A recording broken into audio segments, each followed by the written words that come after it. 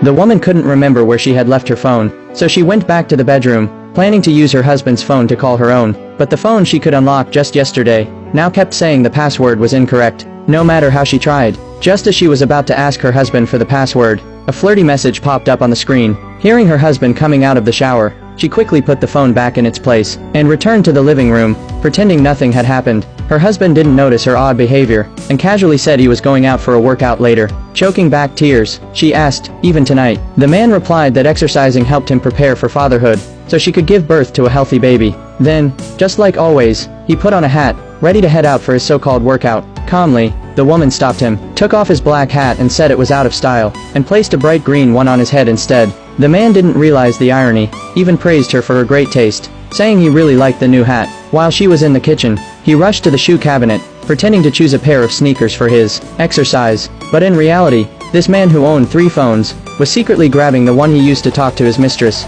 planning to meet up with her for exercise. The woman had already suspected he was hiding something in the shoe cabinet, so the moment he left, she opened it up and immediately noticed something off about the bottom shelf. Sure enough, she found 2 extra phones hidden there. As she was scrolling through the secrets in one of the phones, her husband suddenly walked back in. He had just returned to grab his car keys. She kept her cool and calmly handed him the keys. Once he left again, she rushed back to the bedroom with the phones, and noticed the scent on his clothes didn't belong to her, and there was also a bottle of unfamiliar perfume. Just then, a notification popped up. He had made a large purchase. She immediately called the bank to check the transaction history. Turned out, every month there were massive expenditures. Only then did she realize, her husband's love wasn't exclusive to her. It had been sliced up and shared with not one, but 2 other women. Her heart ached like it had been pierced by needles. Determined to take back what was hers, she decided to hit back hard. Suppressing her rage, she called the luxury store, pretending to be his assistant, saying she was helping her boss buy 3 designer handbags. The store clerk,